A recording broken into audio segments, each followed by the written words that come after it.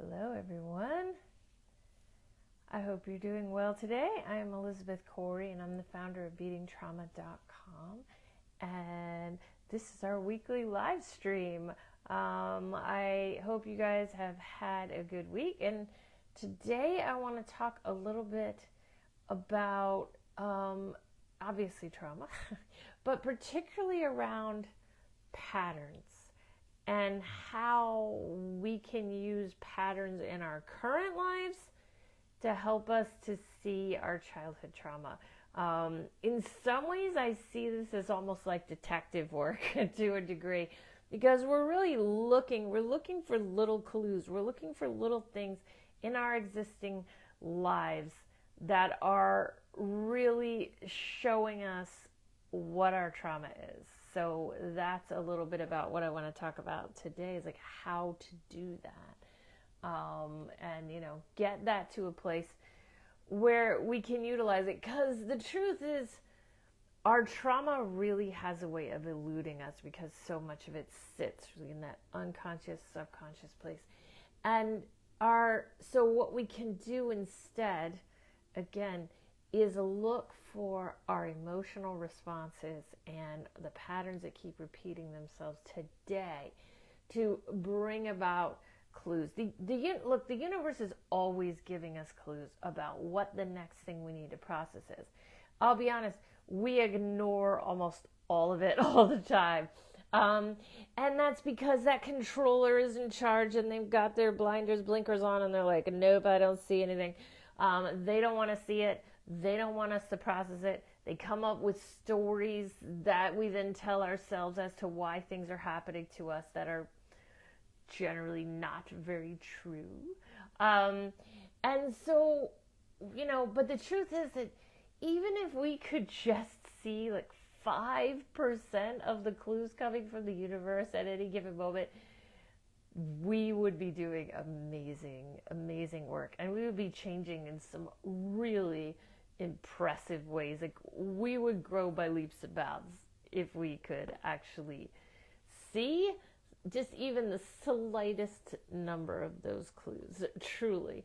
So one of the clues, and you could say it's almost the biggest clue, to be totally honest with you, they are going to come from the patterns that are happening in our lives. Okay, so when I talk about patterns, some patterns aren't very noticeable to us because those patterns aren't really having a significant emotional impact on us, which probably means those patterns aren't something that came directly out of our trauma. They may be something that maybe feels a little less relevant to us, or it's a pattern and we're numbing out because of it, which can also happen for sure. But there are other patterns where every single time that thing happens, we have a very significant emotional response. Maybe we get really desperate, maybe we get really angry. These are big spots for us to put our focus on. And not surprisingly, because it's me, I'm going to tell you that when we can see those emotional responses coming from patterns, and we can write directly from those emotional responses, that is how we begin to shift those patterns, because as we move that emotion out, we start to see the truth a bit more, and we start to get ideas and solutions and thoughts about how to change the pattern. So that's why I never shut up about writing, because it really can change some of the most frustrating patterns in our lives. Some of those patterns may have been around a really, really long time, and we can still shift them. So that's an important part of kind of doing the pattern work as a part of our healing journey. So I want to say hi to Trish and Rebecca. Trish is saying, this sounds very relevant. Yeah. If we are aware of what's happening, this conversation will sound very relevant to you, I have no doubt. For a lot of people, they aren't aware that it's something that they should be even looking at, because the controller's in charge, and the controller's making up stories, right? They're saying, no, that's happening because of that, or that's happening because of that. Um, so I do want to say hi to Carol and Jan too. Thank you guys for being here as well.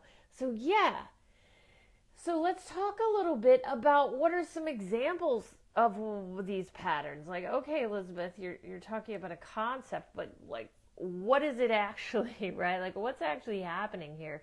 Um, and so I came up with like 4 examples today. I'll be honest, there are hundreds of patterns. There are hundreds, and I will say that it's some of the work that I do with my clients on a regular basis is really looking at what's happening in your life and how can you relate that back to the original trauma. I also want to be really clear when I say that just because the pattern is happening today and it is showing us our original trauma, it doesn't mean that the new pattern isn't re-traumatizing us in some ways, okay? Because I have a lot of people say to me, but what's happening to me now is re-traumatizing. What's happening to me now is important. And I have no doubt that it is. But typically, we aren't going to stop what's happening now until we figure out where it originally came from and process that. That's something that our controllers generally don't want to know about or talk about, and will maybe even dissociate you from. Now, there are situations happening now that can be re-traumatizing, absolutely. They can also be just bringing up the trigger from the original experience. So once we process that trigger, we can then start to see it more clearly and move out of the pattern. If something is re-traumatizing, there may be another level we need to take it to, like removing ourselves from the situation. And sometimes we can't process the original trauma unless we have done that. And so usually it takes a little bit of kind of digging and understanding and awareness to figure out which one of those 2 scenarios we happen to be coming from at any given point. That's something I work a lot with my clients on doing as well. It's like figuring out, okay, what level are we dealing with here, and what is the step we need to take externally in the moment to get us to a place where we can process this pattern, right? So that's important too. I want to say hi to Carrie. Thank you for joining. So the first one I want to talk about, and I kept these pretty vague because there's so many different things that they can apply to. The first one I want to talk about is that we may have a particular achievement or goal or marker for us in our lives that we just can't seem to reach, right? So this particular marker of success, whatever it is particularly elusive to us, right? So this is one of the most frustrating concepts in sort of the external world, and it really does bring up just the controller frustration, because that controller part really, really wants to look a certain way in the external world, but yet they can't quite get there. So they get angry and frustrated and desperate and all of the things as they try to hit that particular marker. And that can be almost anything. There can be a lot of things that we see as successful, or it's like we need to be at this place to be successful. Most of those things are controller markers, right? Like, so they're things that society tells us are elements of a successful life, right? So it could be work related. Like, I want to get to this level at work, or I want to do this particular type of job, or whatever it may be. The marker could be work related, and we just can't quite seem to get ourselves there. Could be money related, which also is very work related, but there may be a particular amount of money we think that we need to earn, or we need to save, or whatever it is. Maybe it's something we need to buy with that money in order to truly have made it in this world, right? Like, that could be the marker. Or it could be something related to the way we live our personal lives. Like, maybe it's about, I have to have a certain number of kids, or I have to have a spouse, or the white picket fence stuff, right? Like that kind of thing. These can become markers of success. And if we aren't hitting any one of them, the controller can be incredibly agitated by that. And we really will feel that quite deeply, that controller desire to hit that particular marker. But at the same time, we seem to be incapable or unable to take whatever steps we need to take to hit it. And then the controller will start to create a story. This is why you can't hit it. This is why you can't hit it. It's not possible to hit it, and it becomes something very external. Like, it's because of this obstacle in the external world that you can't hit it. And that becomes the story we tell ourselves, but it's a very frustrating story. It's even infuriating that we can't get there because this obstacle outside of us is creating this problem for us. When in fact, a lot of times, this is that trauma pattern coming into play. And many times there's contracts associated with these markers for success. Like, we are quite literally not allowed to meet these for whatever reason. This usually comes from our trauma in some way. And so actually the block is internal, but we are telling ourselves the block is external. And we can fall into some pretty heavy futility over this particular. Actually, all these patterns, by the way, will bring up futility because they happen over and over and over, and they just drive the hopelessness up, right, as they keep happening. So writing from futility is a very, very important way. The futility and shame in particular, those two, a very important way towards breaking that pattern. Like, that's what we actually need to do. And actually, for this particular one, I did write down a writing prompt, which is very futility heavy, which is, I will never have what I want. So what we're doing there is we're writing from the resistance to being able to break the pattern, right? So we're saying, I will never have what I want. It's like, why bother? I'll never have what I want, okay? This is a very futility-based message. You can also add in the shame component that says, I won't have what I want because I'm not good enough to have what I want, but other people can have what they want, but it's just, I can't, like, not me, but others can have it. So this is a futility shame-based approach, and it is very karma kid. So what often happens in our lives as adults is we keep repeating these patterns as the controller tries to force their way through a pattern. Like, I'm going to force my way out the other side of this pattern. I'm not going to live like this anymore. I just have to hustle. I have to do it better, faster, stronger, right? As the Olympics just ended. So I have to do all of these things. But what the controller is really fighting, and actually what they will fail to fight, is the strong karma kid sensations that live underneath that surface that actually block us, because this is the trauma pattern, this is the contract, this isn't allowed. So actually processing that karma kid, which the controller is always trying to keep us away from, actually sets the controller up for success. In reality, the controller is helped by processing the karma kid instead of running from it. But the controller's approach is generally to run from it, to try to force it. Forcing doesn't work, not permanently. It can work for a tiny bit of time, but it's not going to work for good. So we got to, really hit that karma kid up and let them say what they need to say about why we can't have that thing, that marker for success that we want. So I just want to stop there after the first pattern, and Mary is saying this is a great topic, as always, and perfect for me right now. I'm so glad to hear that. I will say this topic is probably perfect for everyone all the time. The problem is that most people aren't aware that this is perfect for them. So Mary, that's great. You're aware of it, right? Because most people are running themselves in circles with some kind of pattern, and they don't even realize that there's a way out, honestly, right? They don't even see it. Nadine is saying, so true, wow, Karma Kid needs a kick-ass. Yes, but what I would say instead is try just hearing them out, because for the most part, Karma Kids are just repeating things that they've been told.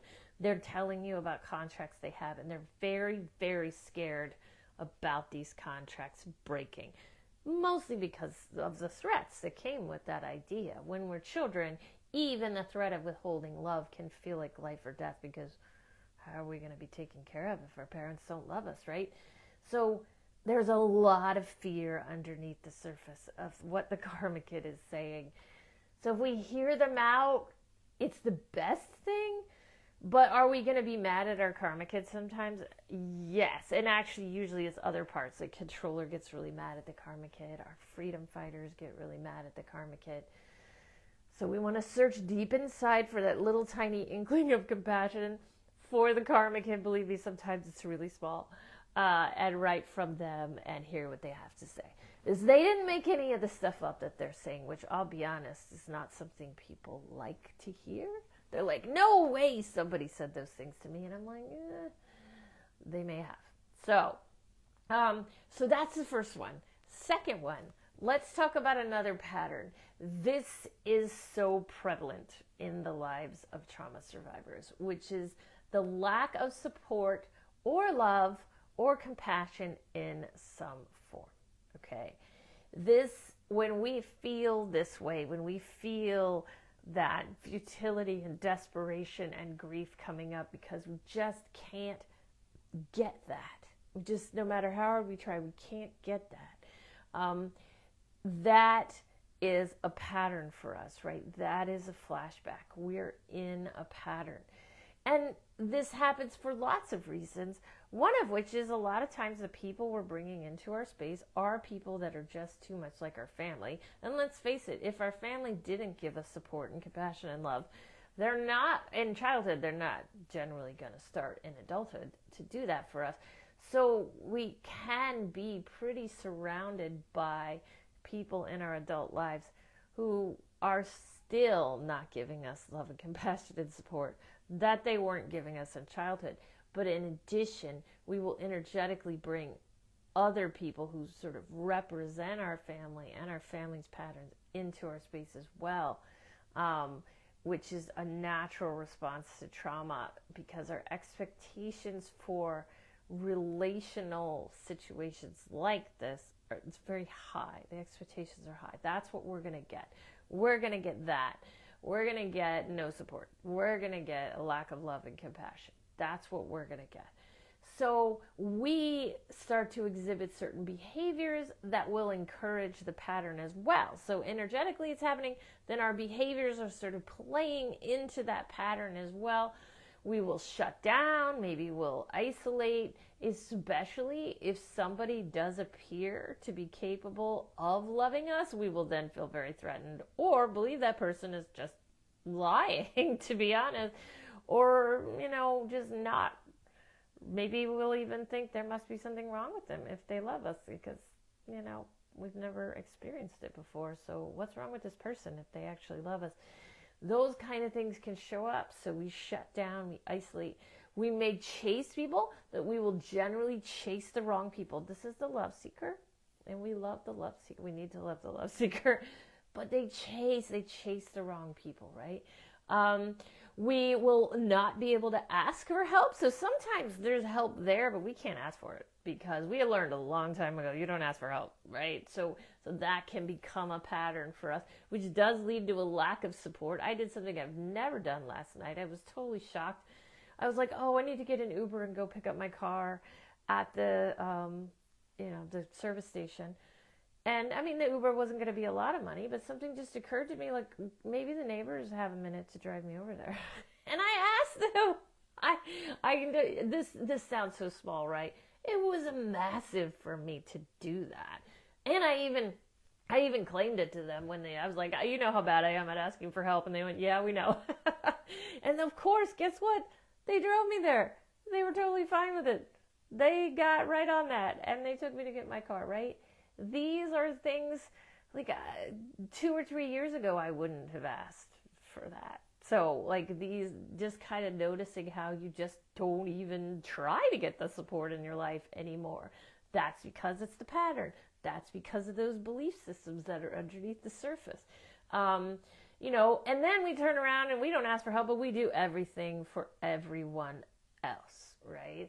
Again, that is our way of trying to get that support, love, and compassion from them. But then when it shows up, we're like, I don't trust this, or I can't ask for this, or I don't deserve this, or whatever it may be that kind of keeps us in that pattern.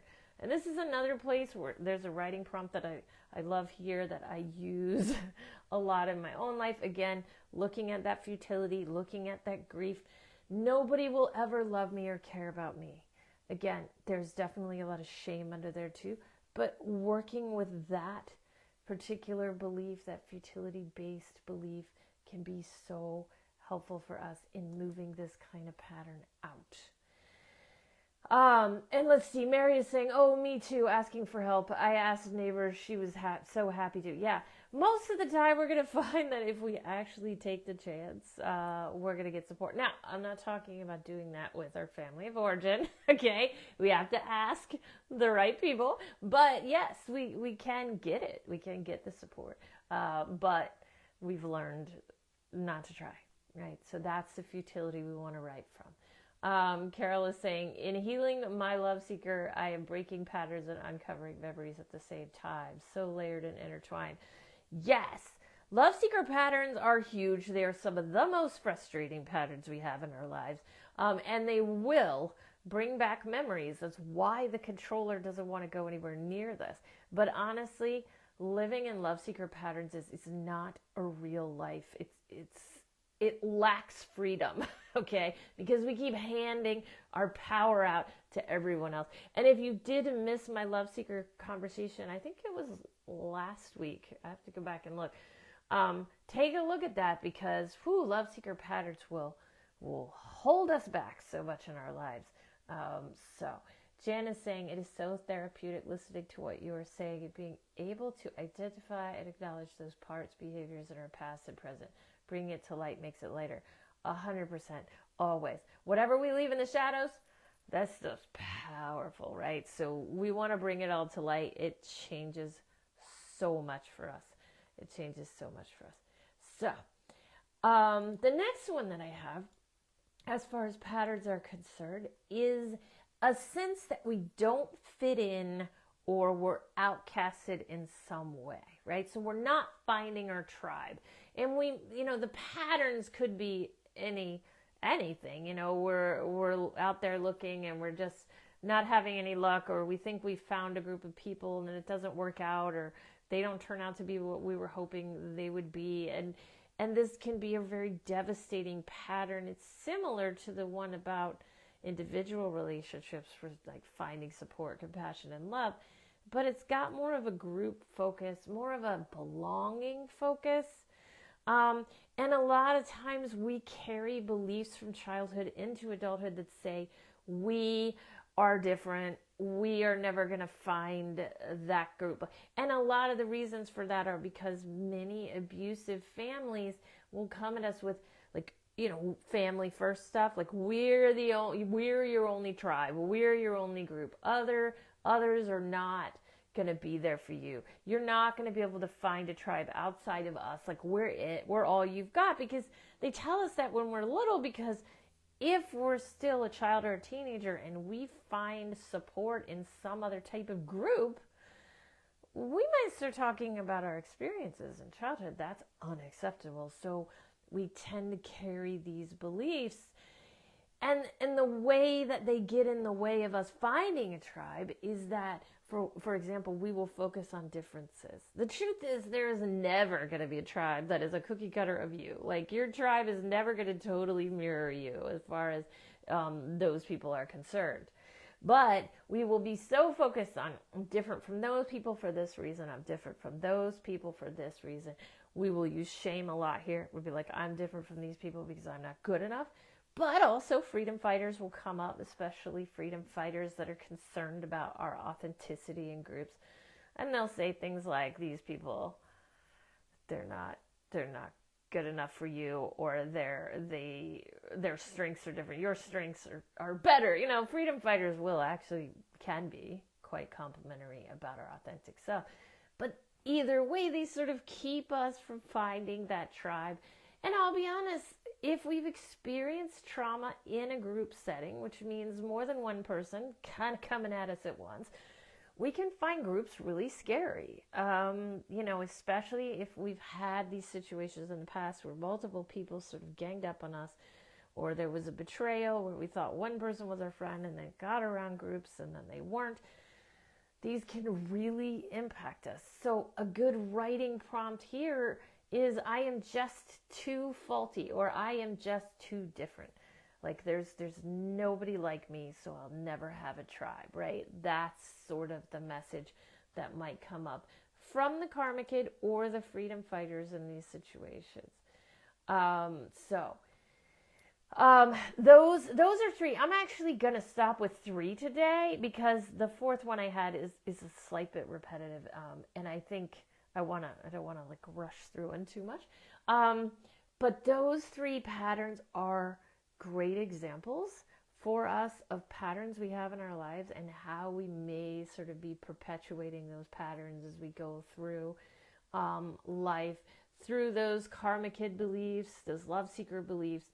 And yet the controller still sits there trying to plow through and finding an external way to make the pattern go away, but we know that doesn't work. These are really good things for us to be watching for. Watch for that thing. Like, what's that thing that's just driving you crazy because you can't seem to get out of it? It just happens again and again and again and again. And it's like, oh my gosh, I just need this to end. That's the pattern to work with. That's where you want to put your focus on the futility, the shame, the grief associated with that, right? That's so important for us. So I want to read this from Mary. Once stop handing my power over to family of origin or similar peeps. It's opening, empowering me to open and receive from growing healthy tribes. Yes. Because most of the time with the love seeker, there is a power dynamic. We are saying, I need you to do this thing for me. And then once you do it for me, I'll be okay. Right? But they don't do it because that's the pattern.